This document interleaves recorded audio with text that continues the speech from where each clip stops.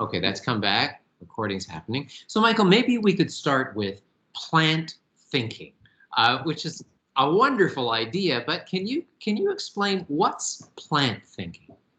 Certainly. Yes. So when we conceptualize thinking, we usually have abstract ideas in mind, concepts, and so on. And it seems that thinking bestows a unique kind of privilege on a human being because only humans can operate with these abstract concepts and categories. And even then, presumably not all humans. So there is a kind of discriminatory gist in this defining of what is a human based on this very restricted capacity for thinking. My intention with coining this term, plant thinking, was to broaden the scope of what we think about when we say thinking, not only toward animals, but also toward plants, and to basically get back to a key insight of ancient ontology, of ancient Greek thought, where thinking and being belong together. So that a certain mode of being, which would be vegetal or a plant mode of being, would be also coterminous with or would coincide with the vegetal or plant mode of thinking. And so my task, the task that I saw before me was to utilize all the philosophical and not only philosophical resources at my disposal, from phenomenology to contemporary European philosophy, but also cutting edge plant science that recognizes a certain plant intelligence as well, and the work of some of the leading artists in the world, to put all of that together in order to get a glimpse of what plant thinking might mean.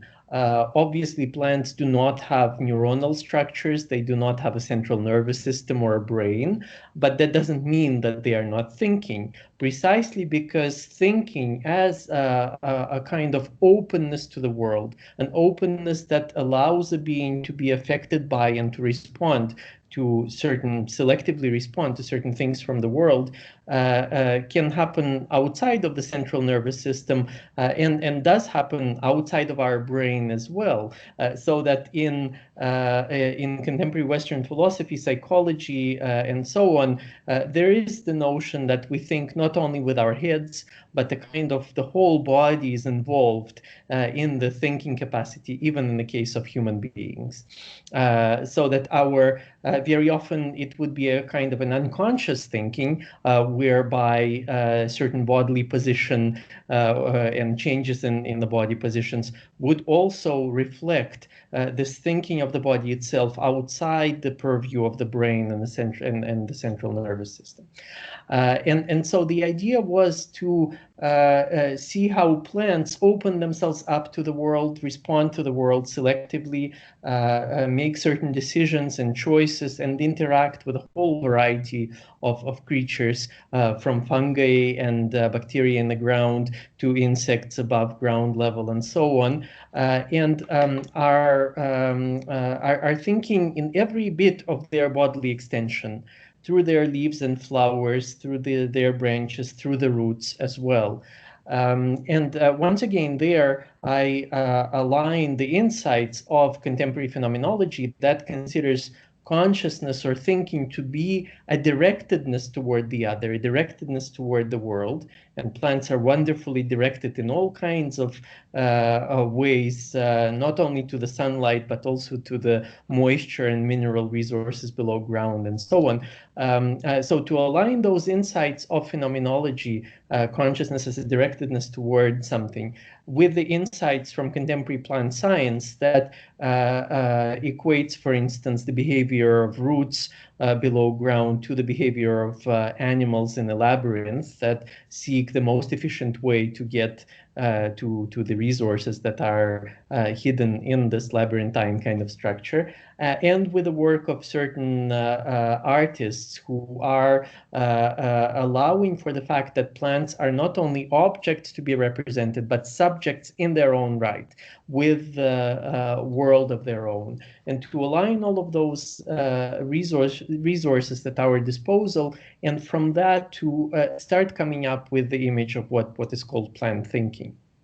Now, because you not only challenge and encourage us to recognize that how plants flourish and grow is like there's thinking involved in a sense of that at that term. But you also see, you seem to be suggesting that there are things we can learn from this kind of thinking. I'm thinking of a quote in your article, I think it was "To Share Without Dividing," where you say, a tree whose roots are both flexible and tenacious may be in the best position to teach us a lesson about the ecology to come. So it's not just that it exists, but there's things for us to learn from plant thinking. Yes, certainly. This has been my point for a number of years now, and I tend to call it not only learning from plants, but a kind of cross-species, cross-kingdoms pedagogy, so that we can learn from other than human beings, including obviously plants. And the reason why we can learn from them is because we have misjudged the gulf that separates us from plants, from a certain vegetal tendency of existence. We tend to operate with systems of classification where plants belong to a certain biological kingdoms and animals, and including Homo sapiens belong to another kingdom. But in fact, if we allow for the idea that this kind of unconscious mode of thinking, embodied mode of thinking, is also present in us, that we humans think not only with our brains, but with our whole body, and very often unconsciously so, then there is something vegetal in us as well, which is precisely what psychoanalysis, for instance, called the unconscious. And so the idea would be not only to learn from plants that are outside of us as this type of living beings, but also to acknowledge a certain repressed tendency, vegetal tendency within human existence, the plant in us, as it were, right? So I recognize this existence of plants outside of me as subjects in their own right, with a world of their own, but also the existence of a vegetality in me, of this inner plant that has been repressed and suppressed throughout millennia of Western philosophy, precisely because it was not proper to what was conceived of as being human, as being the self-directed, purely conscious, and purely rational being. Right. So in that sense, learning from plants entails recognizing both of these types of vegetality, external and internal. And leading to, in terms of the current crisis in climate and the environment, but leading to more of a sense of connectedness, leading to a recognition that we don't kind of float in our heads up here, not unconnected to the world. Is that the benefit that we can get from this in this moment of crisis? Yes, I think this is the gentle way of putting this benefit. A harsher way in which we have been brought back to our senses in terms of not being these disembodied individuals who are not rooted anywhere is the COVID-19 situation. Because all of a sudden, those parts of the global human population that have been very mobile and have been moving across country boundaries and between continents and so on, have realized that there are other uninvited guests who can catch a ride, either in our bodies or in the actual means of transport, meaning the viruses, right? And I think that this has been also, in a sense, a vegetal lesson, but of a harsher variety, as I mentioned, in the COVID-19 situation, when whole countries were under strict lockdown. All of a sudden, the sense of being sedentary or sessile was fleshed out for us in a very stark way. And we became almost literally plant-like, either being inside our own houses or inside the neighborhoods which we could not leave, but at the same time sending these kinds of ethereal roots and shoots through the social media, through the internet, and through all the technological connections that we have. So meaning that being in place physically for a human being does not mean that we are stuck and stagnated, but in fact there can be an intense kind of travel even while we are in place. So there's a kind of reconfiguration of vegetality, of vegetal being in human technologies, particularly through the internet, and this kind of rooting out and branching out that makes us collectively plant-like, even in these high-tech conditions. Michael, you comment on a wide range of things. We're focusing on just a couple of things that you comment on, everything from Slavoj Žižek to politics in the former Soviet Union. I mean, you write about a whole range of things. But one of the things you write about, and I think it is intimately connected to what we're just talking about now in terms of our roots and our connectedness, is work you've done on what you call dump philosophy, which, unlike plant thinking, which seems to kind of open one's mind and make one think of flourishing and expanding, is really, I have to say, I read the article that is a bit of a foretaste of a book you're publishing later this year. It's pretty depressing stuff. Maybe we can now talk a little bit about dump philosophy and what that is and what you have determined constitutes basically almost everything in our lives. Yes, thank you for this question. In very simple terms, I should probably preface this by saying that rather controversial German philosopher Martin Heidegger thought that every historical epoch has its name or misnomer for being, for what being is. So that for Plato, being meant ideas, and for Aristotle it was the unmoved mover. In medieval philosophy, the name for being was God. It was also substance in Leibniz and Spinoza. Being was named subject in the modern philosophy of Descartes and Kant, and so on and so forth.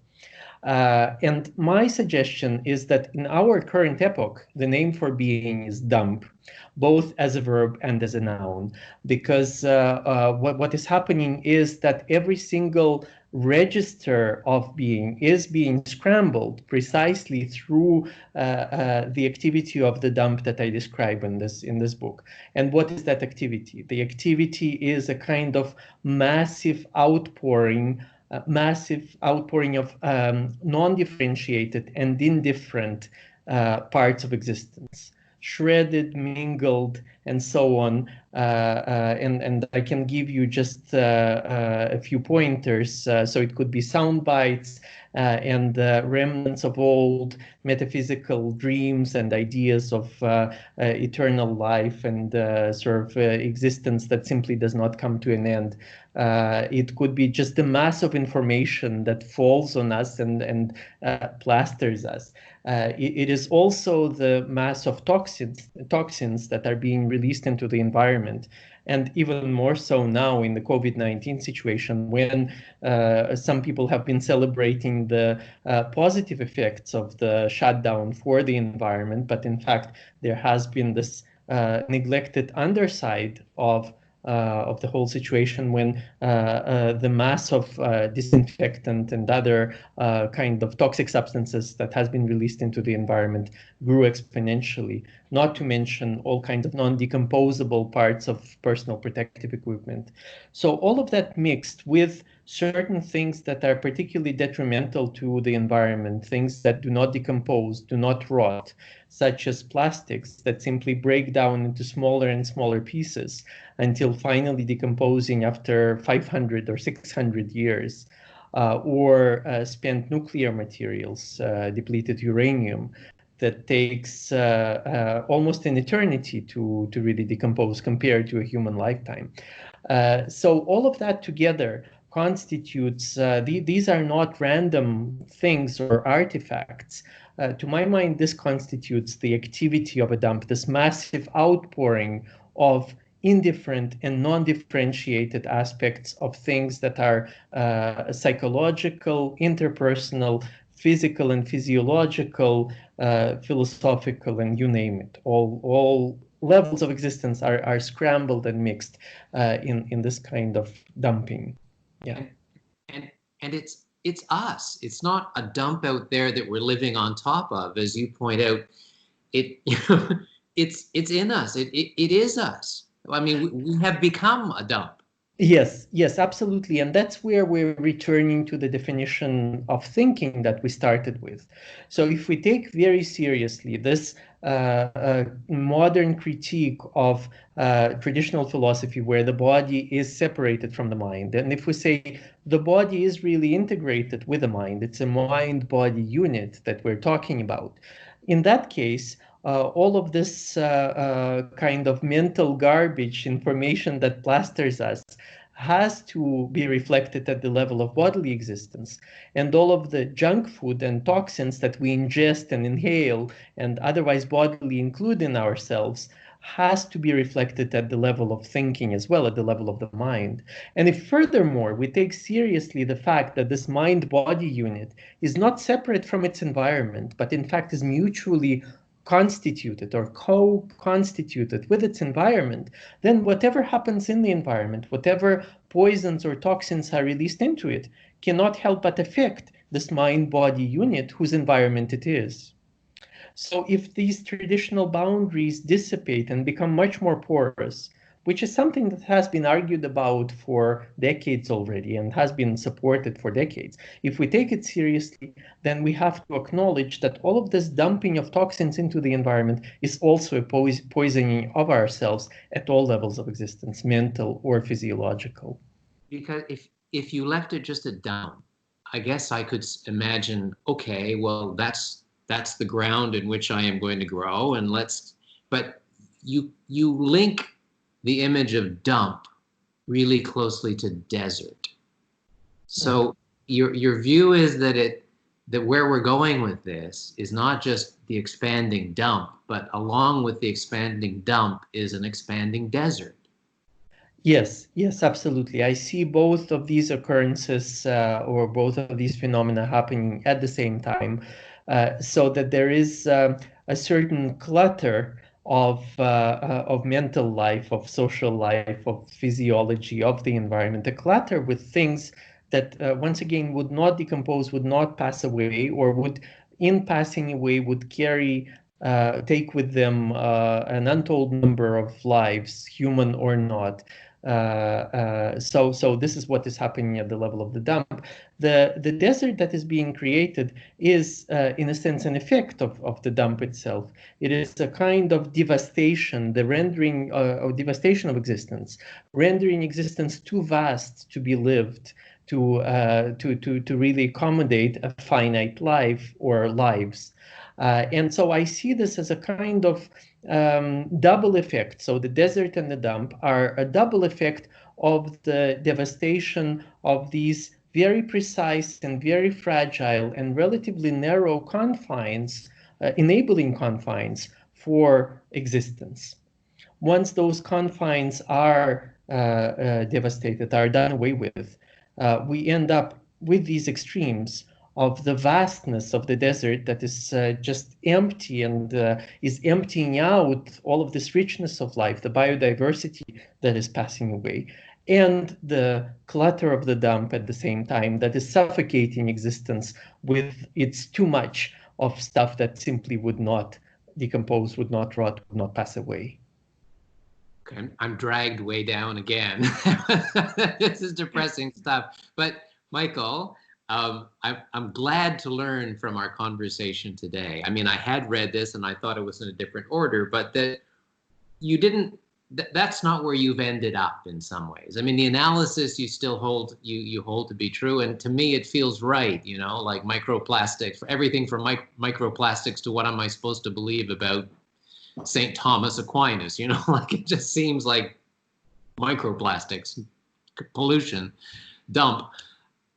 But you've found some sources and you've written about it pretty extensively and I think really beautifully in like the article about The Verge from a source which in some ways was a bit surprising. Hildegard. Here's somebody who's kind of a Heideggerian scholar and talking about dumps and ontologies of plant thinking. I mean, and suddenly we have this sort of, I'll use the term flowering of investigation into Hildegard von Bingen, the medieval thinker, writer, mystic, musician. She seemed to do everything. Saint. Um, you found something there that really creates for you a sense of life. Yes, yes, I found something that creates a sense of life and that really resonates very closely with my concerns with regard to the history of Western philosophy. Because ever since I published my first book on plant philosophy, plant thinking, my attempt was to vegetalize the Western philosophical canon, to bring it face to face with its disavowed, repressed other, which is a plant. Because if for a philosopher, starting with Plato, true being is that which does not change, that which is not generated, that which does not pass away, that is ever simply the same, then true being, which for Plato is ideas, is the exact opposite of a plant, which is defined by its constant generation and self-regeneration and growing and metamorphosing and decaying and so on. So ever since Plato, the plant is this disavowed, repressed other of philosophy. And I think that Hildegard is accomplishing the same gesture with regard to the theological tradition, the Judeo-Christian theological canon, where she is in very creative ways vegetalizing the key figures in this canon, from the Holy Spirit to Christ and Mary and the saints. She is lending them certain vegetal figurations and equating them to certain parts of plants, and making this theological tradition itself a living one, one that can change and grow and perhaps even decay, giving birth and giving space to a new life, a new kind of system of beliefs and way of thinking and so on, which is what is really sorely needed, both at the level of cogitation, belief, and so on, but also at the level of actual existence. And I think that I turned to Hildegard precisely at the height of despair, having finished writing this book of dumb philosophy and thinking, so what can we do with this dump that is also ourselves? How can we resist it? And one of the ideas in dump philosophy is development of the concept of biomass, because I argue that all life in the age of the dump is transformed into biomass, which is this kind of complex two-way flow of bio or bios, which is the Greek for life, into mass, the massification of life, but also it's becoming heavy. It's measuring simply by weight, and therefore homogeneous with regard to quality, right? On the one hand, there is a flow of bios or life into mass. On the other hand, there is a transformation of mass of weight into life, right? And I try to argue also that instead of thinking about biomass as being over there, over and against us, and us being exempt from it, we should really identify with life as biomass and see what can be done within this kind of identification, within this sort of solidarity. And from there, this idea of mass has really captured my imagination, because the new book on Hildegard is titled Green Mass, the Ecological Theology of St. Hildegard of Bingen, precisely because, at least in English, this wordplay works. Mass can mean this heaviness, the weight of a thing, as in biomass, but it is also liturgical church service.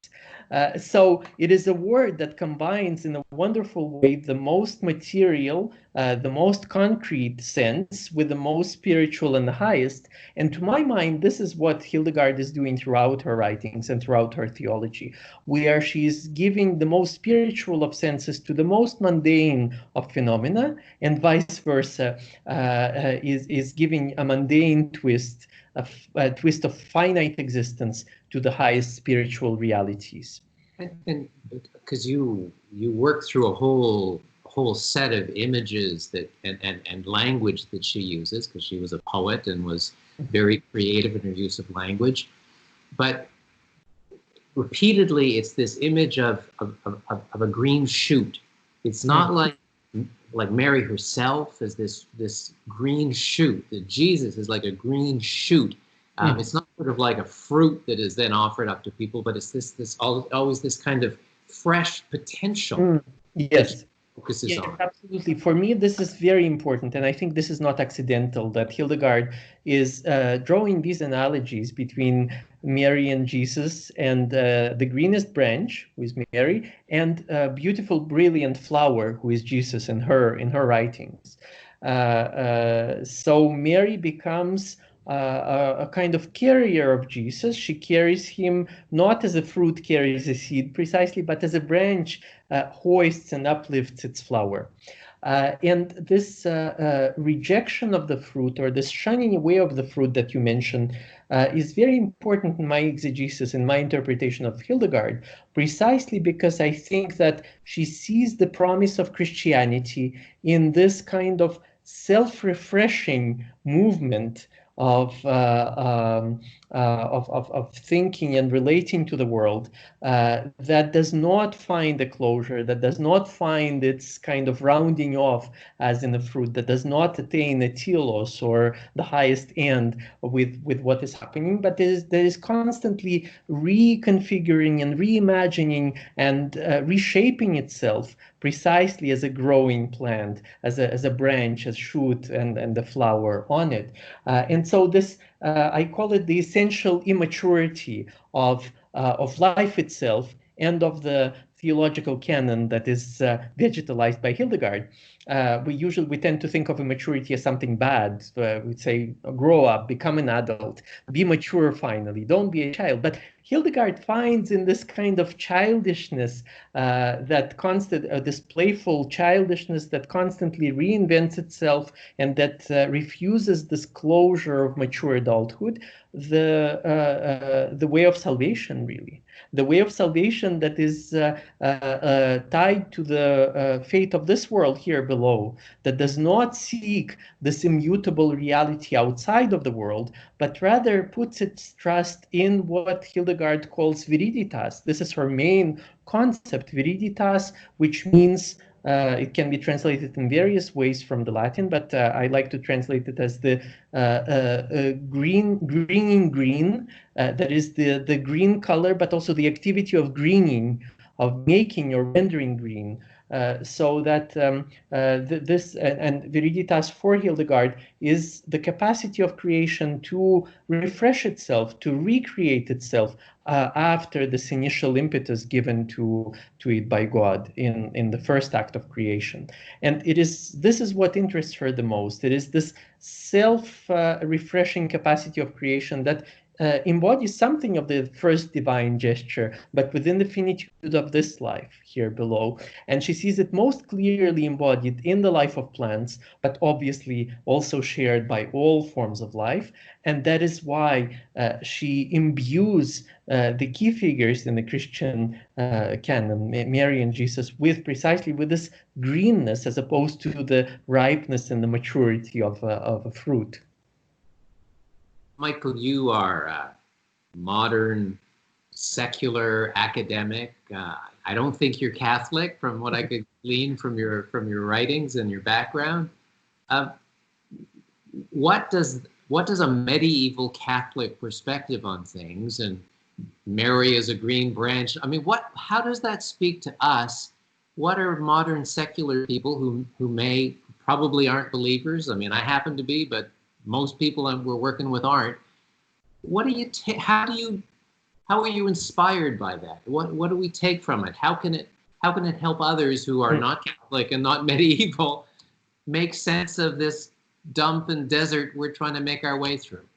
Yes, I think that's a great question. I think that there is a direct connection here between looking at both at the philosophical and the theological sources of today's environmental crisis, because the global environmental crisis that we're living through is not an accidental event, a singular accidental event in the history of humanity. There have been precedents prepared for it at the level of intellection, at the level of cognition for centuries, if not for millennia. I mentioned Plato in this dream, this obsession with immutable being, which we now see perversely realized in these materials that would not rot, that would not go away, and therefore are taking away the capacity of life precisely to reinvent itself. So these old dreams of the metaphysical tradition have been realized, but realized as the absolute nightmare from the environmental point of view, from the environmental perspective. But philosophy is not the only culprit here. I think theology is another culprit.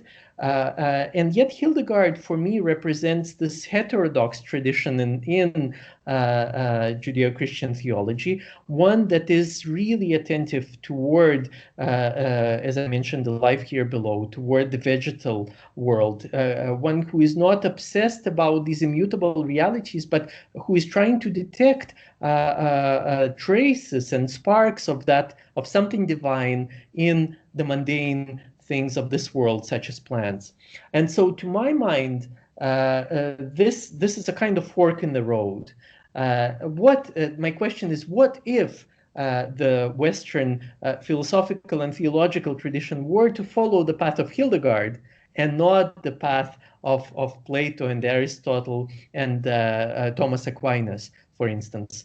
Would we perhaps not be experiencing this current environmental crisis that is obviously brought about by certain economic forces, but the grounds for which have been prepared by the theological and philosophical ideas that have become dominant in the West? So I see in Hildegard this kind of promise within the tradition to seek another direction. And I think we desperately need this at this point in time. You've been really generous with your time. Thank you very much. I've really enjoyed this. When we get this kind of pulled together and posted, I'll send you a note with a link to it. But yes. I really enjoyed the conversation, and I hope we can connect again at some point. I'm looking forward to the books. I'll be reading both of them now. But I just it's just wild stuff. It's fun stuff. It's depressing stuff. It's inspiring stuff. Good on you for your work. Thank you very much. Wonderful. Thank you very much, Roel. I've also really enjoyed the conversation. So if you need anything else, please let me know, and we can talk again another time. Yeah. Well, and we're looking at maybe doing a couple of online conferences in the fall now that those sorts of things have moved on. This will be much more with people who are kind of involved in the project, so a little bit more practical potentially. I don't know. But I'm certainly, you're on my short list of candidates for one of those sessions too. So thank you again, Michael. Wonderful. Yes, thank you. Thank you, Roel. Okay, bye. Have a nice day.